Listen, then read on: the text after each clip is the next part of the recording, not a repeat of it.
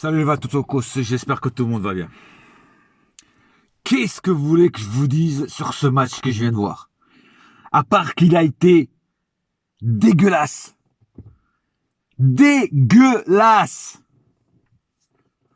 Il n'y a pas d'autre mot. Honteux. Je rajouterai. Honteux.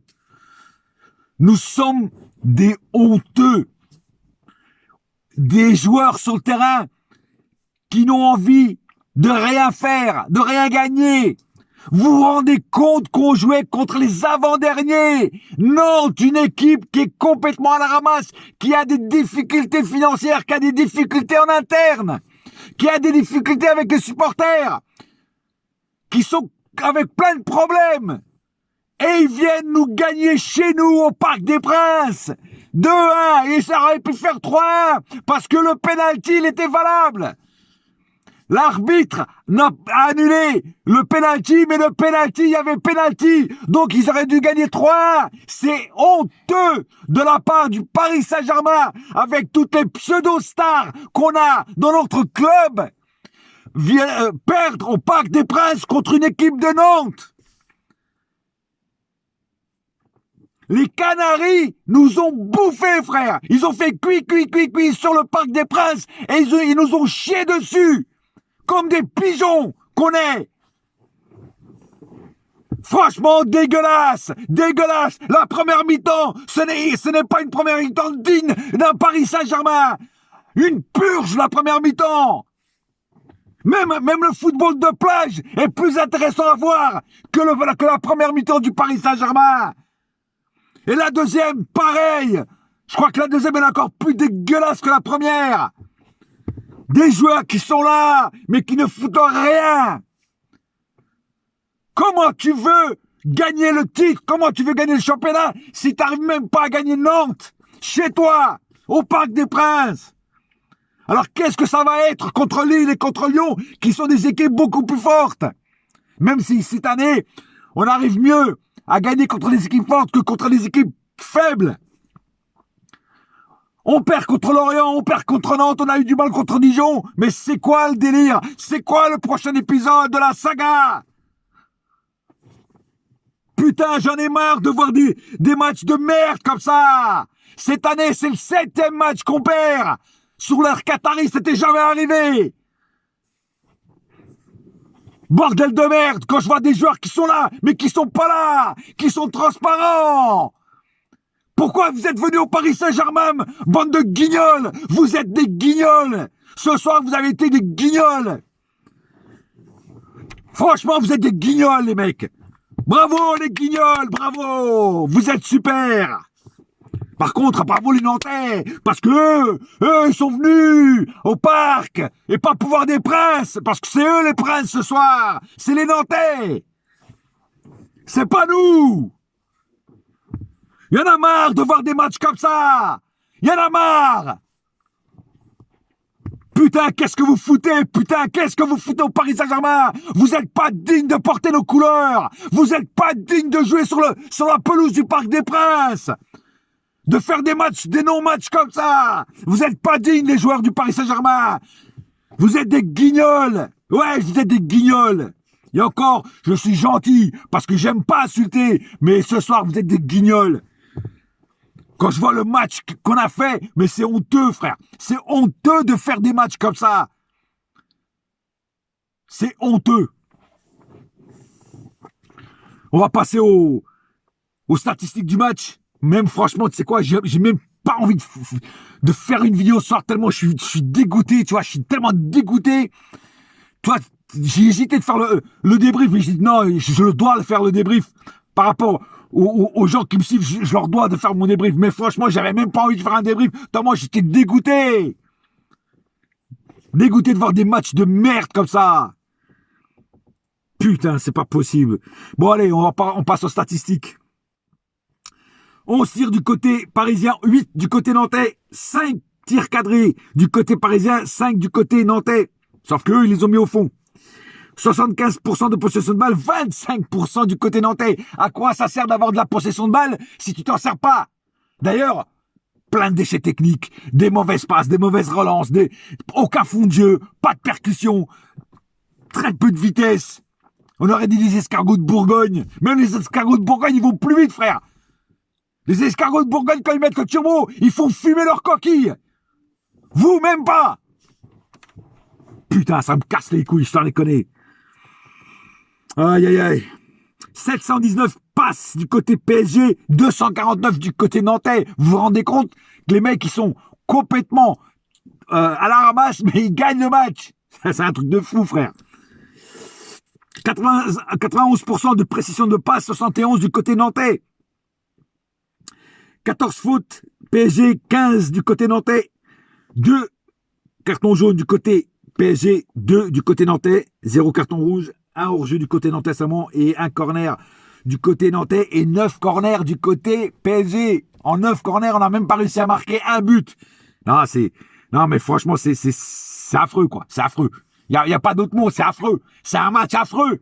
C'est un match c'est un film d'horreur que j'ai vu, là. C'est un film d'horreur avec un film de cul mélangé.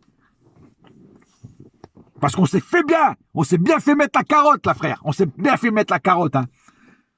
Putain, c'est pas possible de voir des trucs comme ça. Putain, comment on est tombé aussi bas, frère? Comment on est tombé aussi bas? J'ai jamais vu ça sur l'ère Qatari.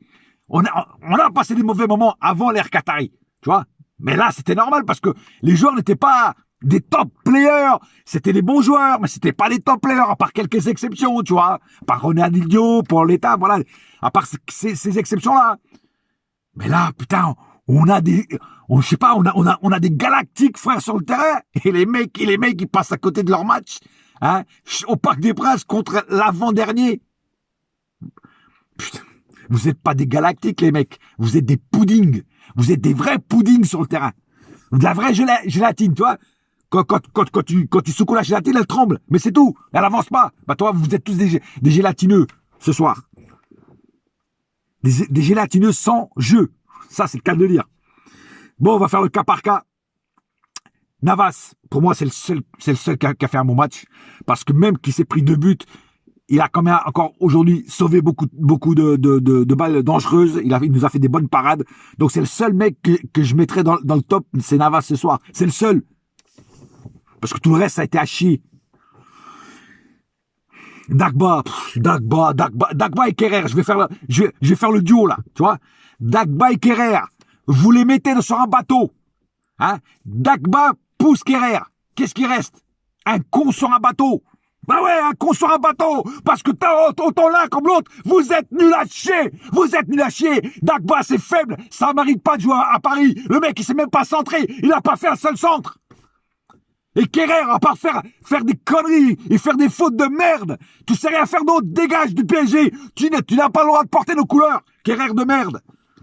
Retourne en Allemagne, retourne où tu veux, mais casse-toi du PSG. Il y en a marre des joueurs comme ça. Diallo, ça a été. Il a été correct quand même, Diallo, faut avouer. Il y a quand même des joueurs qui ont été corrects, mais très peu. Marquinhos, il a fait ce qu'il a pu. Parce que Marquinhos, ce soir, il a fait ce qu'il a pu. Parce qu'à côté de lui, il n'y avait rien. Même Kimpembe, ce soir, il a fait une grosse erreur. Comment tu peux faire une erreur comme ça, Kimpembe, pousser le joueur dans la surface de réparation? Tu sais très bien qu'il va avoir pénalty. Là, on a eu de la chance que l'arbitre et le VAR, qui ne sert à rien, je tiens à préciser, hein, n'a pas accordé le pénalty parce qu'il y avait pénalty sans aucune hésitation. Franchement, même un aveugle aurait vu qu'il y avait pénalty, frère. Donc toi, Kimpembe, ce soir, t'étais franchement complètement à côté de tes pompes. Et encore, je suis gentil là. Encore, je suis gentil. Hein. Donc Marquinhos, qu'est-ce que tu veux qu'il fasse tout seul? Marquinhos, c'était le meilleur en défense. Alors, aujourd'hui, j'étais content. J'arrive au milieu de terrain. Aujourd'hui, j'étais content parce que quand je vois la compo, j'ai vu, oh putain, ils ont foutu le milieu. Pochettino a foutu le milieu que j'ai toujours demandé, c'est-à-dire Verratti, Danilo Pereira et Rafinha. Franchement, le milieu, moi je trouve que c'est le milieu, c'est la partie, c'est les 3 joueurs qui ont mieux joué de toute l'équipe, c'est le milieu de terrain. Tu vois, des 3 phases de l'équipe, la meilleure phase, c'est celle du milieu. Je vous dis franchement, c'est dommage qu'il l'a mise contre Nantes, j'aurais préféré qu'il la mette contre une plus grosse équipe, mais bon, il faut bien commencer un jour. Et je trouve que les trois, que ce soit Verratti, Danilo ou Rafinha, franchement, ils ont fait leur taf. Ils ont fait leur taf. Rafinha met de la vitesse, met de la percussion dans l'équipe. Il vient, en plus, c'est un mec qui se déplace dans tous les sens. Il vient défendre, il repart. Tu vois, c'est un mec qui bouge. Tu vois, j'aime bien Rafinha parce qu'il est polyvalent. Tu vois, il est pas statique. Il bouge tout le temps. Tu vois, Danilo, il a récupéré beaucoup de ballons au milieu. Donc, il a fait son taf de sentinelle. Et Verratti, il a fait du Verratti. C'est-à-dire qu'il récupérait beaucoup de ballons aussi. Il redonnait des passes aux avant-centres qui dormaient sur leur laurier, mais Verratti, lui, il a fait son taf. Voilà, le milieu de terrain, quand c'était ce milieu de terrain, ils ont fait le taf. Après, Paredes, tout ça, franchement, je vois pas pourquoi Pochettino, il a fait rentrer Paredes. Paredes, c'est qui? Je sais plus. Bon, bref. Voilà. Je vois pas qu'est-ce que ça a apporté de plus. Non, ça n'a rien apporté de plus. Voilà. Pourquoi il n'a pas laissé ce milieu, quoi. Après, Di Maria, je vous dis franchement, Di Maria était transparent. Mais c'est le seul qui tire au but. Voilà, c'est le seul qui tentait de tirer de loin et essayer de marquer un but de loin. C'est le seul. Mais sinon, la plupart du temps, Di Maria était quand même très absent sur son côté. Hein, je vous dis franchement. Hein. Voilà. Mais pire que lui, c'est Mbappé ce soir. Mbappé ce soir, il a été plus que transparent, frère. Et en plus, il nous fait cette boulette. On donne jamais une balle, on passe jamais une balle dans l'axe, mon frère. C'est un truc de fou. Comment un mec comme toi fait cette boulette? Et puis arrêtez de jouer en arrière. Tout le temps, vous jouez en arrière. Jouez en avant, putain. Donnez pas des passes en arrière. Donnez des passes à l'avant. Mais toi, Mbappé, ce soir, non seulement t'as été transparent, mais qu'est-ce que t'as été faire comme boulette, frère? Un mec de ton standing, faire une boulette comme ça, putain, c'est inadmissible, c'est inexcusable. Ça aurait été un Kerrer. Tu vois, un joueur comme ça qui aurait fait cette boulette-là, tu te serais dit, ouais, bah, c'est normal, il est pourri le joueur. Mais toi, faire une boulette comme ça, frère, j'y crois pas. Je pensais que j'étais en train de faire un cauchemar. Tellement c'était horrible. Oh là là, Mbappé ce soir, non, franchement, complètement oublié. Draxler, il a marqué son petit but. Voilà, il était là au bon moment, au bon endroit. Mais sinon, il a été quand même aussi très transparent. Alors oui, il a marqué un but, mais le reste du temps, on le voyait pas. Voilà, il n'était pas là. Il est très bas, le niveau de Draxler, très bas. Alors merci pour le but, mais le reste du temps du jeu, le reste du temps du match, tu étais inexistant, frère, inexistant.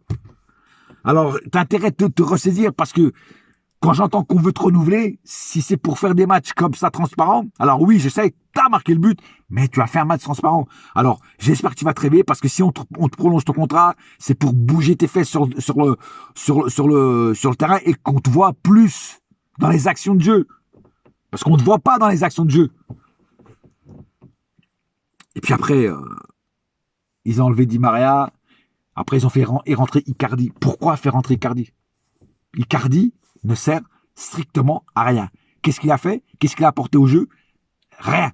Zéro. Un zéro pointé. Zéro. Icardi, rien. Que dalle. Icardi, je sais pas ce qui se passe avec toi, frère, mais depuis un moment, depuis pratiquement un an, tu es devenu une larve. Une larve. Il n'y a pas d'autre mot. Tu es devenu une larve. Quand t'es arrivé, t'as marqué 15-16 buts la première année. Et après, là, cette année, t'es devenu une larve. Alors, je sais pas si c'est les petits plats que te prépare ta femme ou quoi que ce soit, ou je sais pas quoi, là, ou tes barbecues qu'il faut que t'arrêtes, là. Mais t'es devenu une vraie larve. Voilà. Alors, je sais pas pourquoi Pochettino, il s'entête. Voilà, à faire ça. Après, je comprends pas aussi Pochettino dans le jeu. Moi, je vois pour l'instant. Alors oui, je sais, vous allez me dire, ce n'est pas les joueurs qu'il a choisis. Il faut le juger d'ici 6 mois, d'ici voire un an, quand il sera avec ces joueurs qu'il aura choisis, tout ça. Je suis d'accord avec vous. Mais pour l'instant, il aurait dû avoir un déclic quand même, un petit déclic. Il n'y a rien eu. Alors oui, il a ramené des joueurs. Il a retrouvé, comment dire, il a fait retrouver la confiance à certains joueurs qui avaient abandonné le navire. Ça, je suis d'accord avec vous. Mais sinon, en fond de jeu, il a rien apporté pour l'instant, Pochettino. Je ne vois pas un nouveau truc. Un truc différent que sous l'ère Tuchel. Tu vois? Alors, moi, je veux bien qu'on lui laisse le temps. Mais il aurait pu apporter une petite chose, ne serait-ce qu'une petite miette de pain. Mais pour l'instant, il n'y a rien. Il n'y a rien. Mais bon, on va attendre de voir. Peut-être qu'avec le temps, il y aura du changement. Peut-être qu'avec quand il choisira ses joueurs, peut-être que ça sera différent.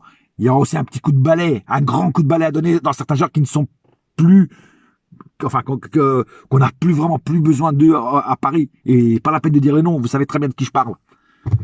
Enfin, bon, bref, voilà. Je pense avoir fait le tour du paquet, là, le tour de la propriété. Franchement, un match lamentable. Alors, je vous dis franchement, ce soir, on avait l'occasion de revenir au niveau de Lille et même de passer premier grâce au goal average. Eh ben, on a raté le train, frère.